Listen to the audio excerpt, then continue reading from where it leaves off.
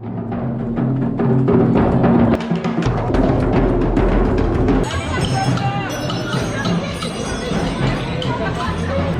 tout d'abord, je voulais dire que je suis ici pour manifester contre la loi de sécurité globale.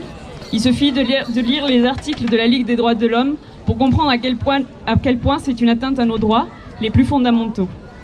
Pour avoir vu, et non seulement à la télé, des violences policières de la part de certaines forces de l'ordre, et notamment de CRS, lors de manifestations contre l'aéroport de Notre-Dame-des-Landes, lors de la COP21, envers les gilets jaunes, envers les migrants, et j'en passe, il faut que nous puissions continuer à filmer ces exactions pour les dénoncer et les combattre.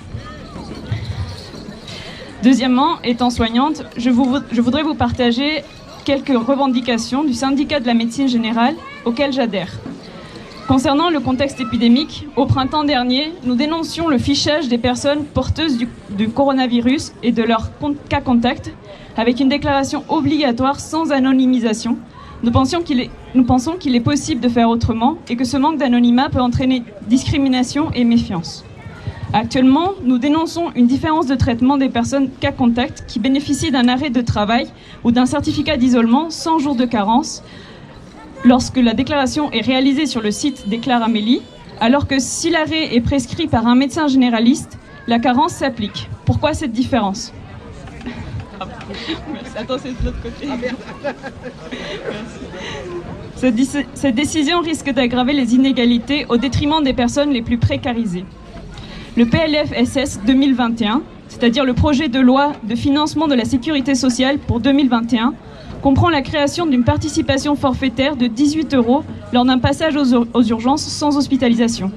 Cette décision est encore une fois une atteinte à l'accès aux soins des personnes les plus démunies, pour qui, bien souvent, les urgences restent le seul recours possible à des soins. Elle illustre parfaitement des choix gestionnaires qui visent continuellement à privatiser le service public en ignorant délibérément que la santé est un bien commun. Par ailleurs, nous exigeons une vraie protection des données de santé que le projet du Health Data Hub met en péril. De manière plus générale, nous revendiquons une prise en charge à 100% des soins par la sécurité sociale pour en finir avec le système de complémentaires qui ne profite qu'aux assurances privées. Un tiers payant généralisé pour faciliter l'accès aux soins, un système de soins publics en bonne santé en changeant notamment le mode de financement de l'hôpital et de la médecine de ville qui ne se baserait plus uniquement sur la tarification à l'acte.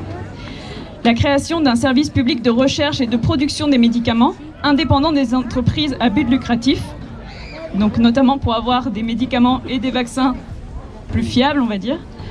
L'idée que la santé ne peut se résumer à des modalités d'accès aux soins, mais nécessite une véritable politique de réduction des inégalités sociales en termes de logement, de conditions de travail, d'alimentation, d'éducation, d'environnement, entre autres. Merci.